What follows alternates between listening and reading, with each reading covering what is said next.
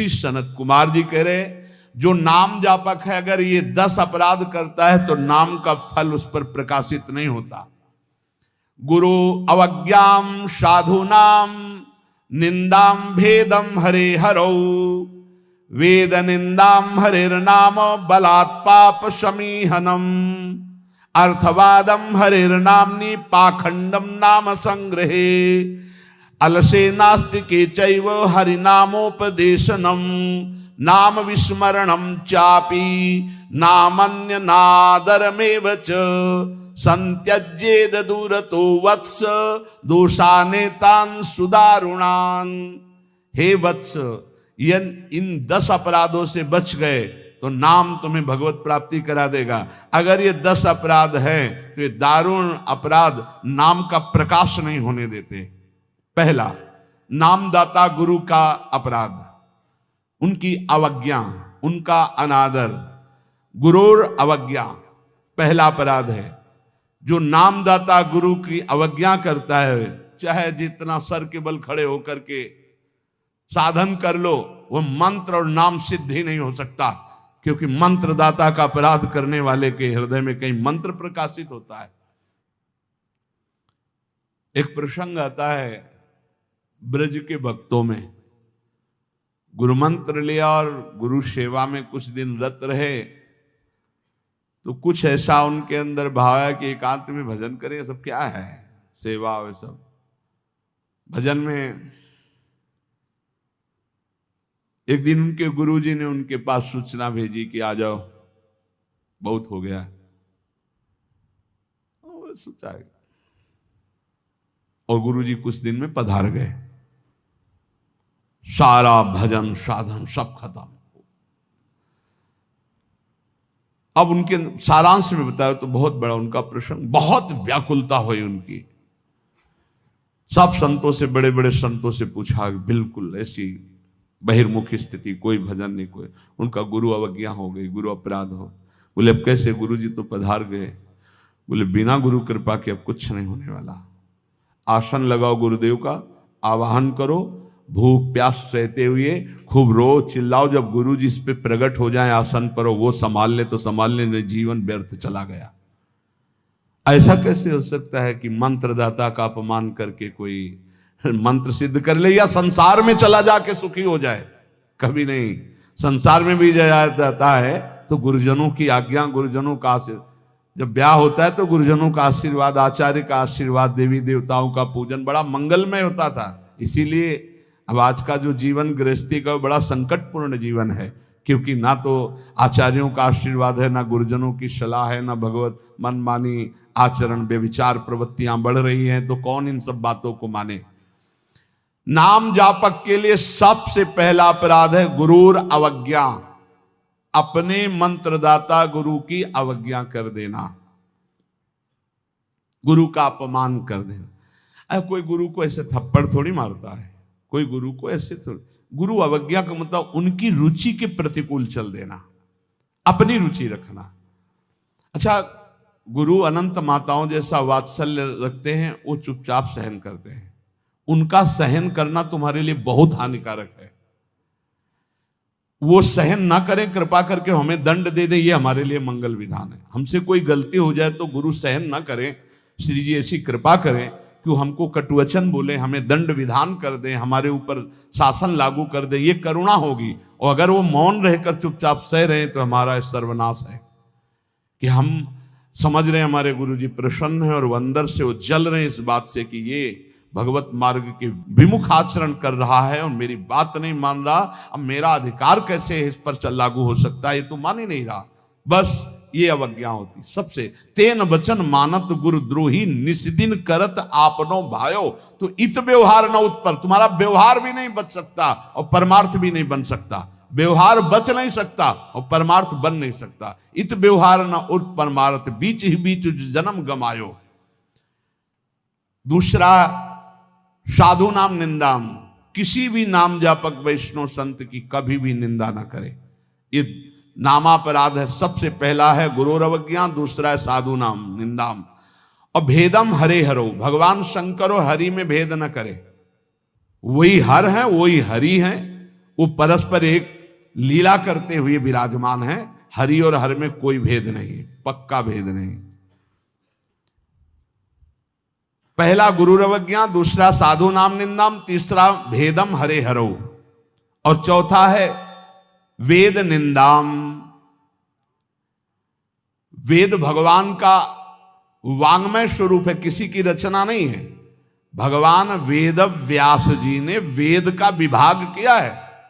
वेद की रचना तो स्वयं वेद प्रकाशित हुए हैं।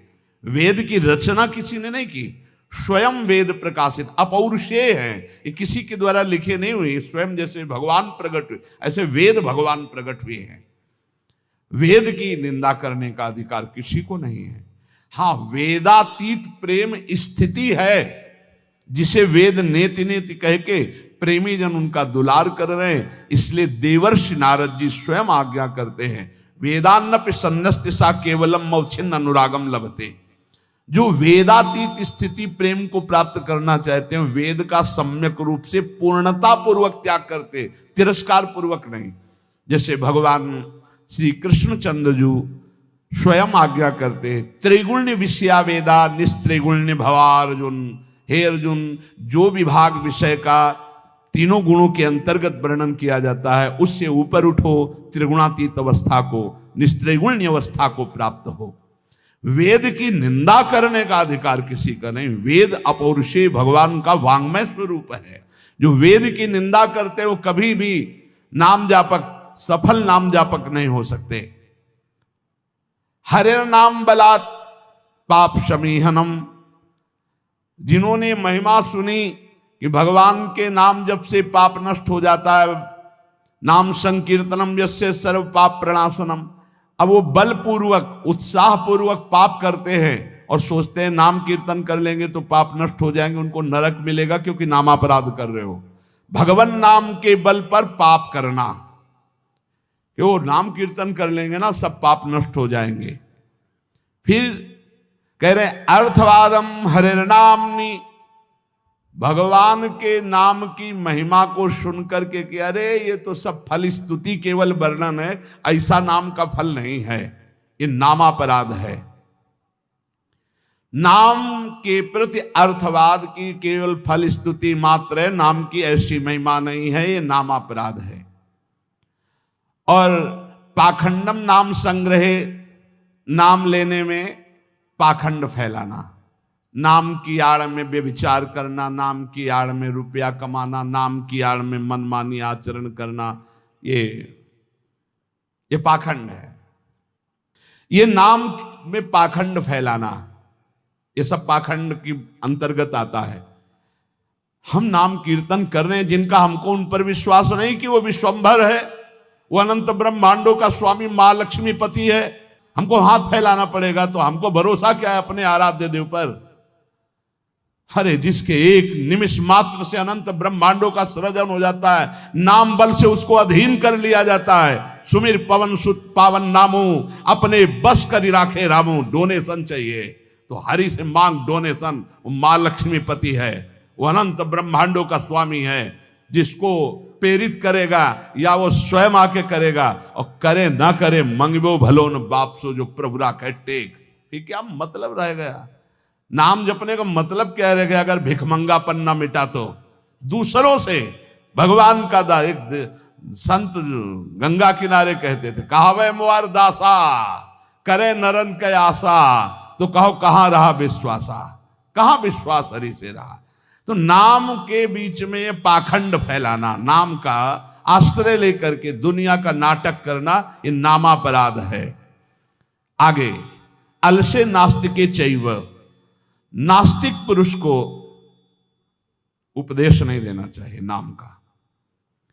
जो आलसी है, अब जैसे ऐसे भी आते, हमारा भजन में तो मन नहीं लगता है, हमसे ये तो सब होता नहीं, भजन में मन नहीं लगेगा, भागवती कार्य तुमसे नहीं होंगे, भोगों में बढ़िया मन लग रहा है, प्रपंच करने में मन लग रहा है, तो फिर नरक में भी मन लगे या ना लगे वहां जाना पड़ेगा आपको, दंड तुम्हें भोगना पड़ेगा। भजन में मन नहीं लगता, घंटों प्रपंच और चतुरासी जी के पाठ करने में दम नहीं है, फिर पाठ कर। भजन करने में जबान दर्द करेगी, 2 घंटा प्रपंच बोलने में जबान दर्द नहीं करेगी। पता नहीं कौन सी ऐसा जादू माया ने कर दिया है कि लाख समझाओ समझ में नहीं आता। गुनगुनाना है तो प्रभु के गीत गुनगुनाओ, आपका जीवन पावन, आपसे जो मिल जाए उसका जीवन पावन। आपको नाम जप करो, खूब गृहस्थी के कार्य करो, कौन मना करता है। आलसी और नास्तिक को भगवान नाम उपदेश करना, और अलसे नास्तिके चय हरि नामोपदेशनम, नाम विस्मरण। जब नाम की महिमा इतनी सुन ली, परम पूज्य श्री प्रथम गुरु नानक देव जी की कल वाणी में था कि जब तक जीऊं तब तक नाम, नाम छूटे तो मृत्यु।